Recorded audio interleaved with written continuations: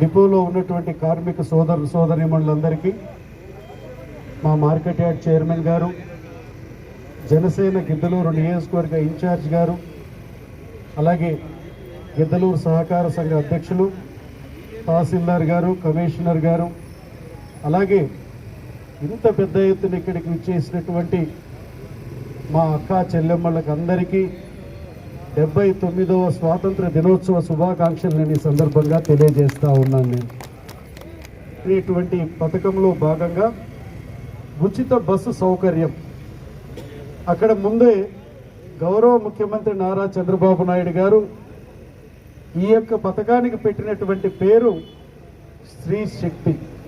అంటే ముఖ్యమంత్రి గారికి మహిళామ తల్లులంటే చాలా గౌరవమైన ప్రేమ ఉంది ఆయనకి.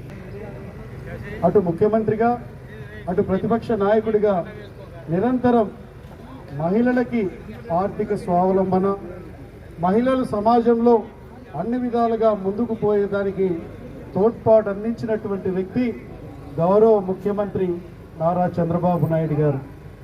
ఈరోజు స్వాతంత్ర దినోత్సవం రోజు స్త్రీ శక్తి అనేటువంటిది ఒక కానుక మహిళామ తల్లులకు అందించడం జరిగింది.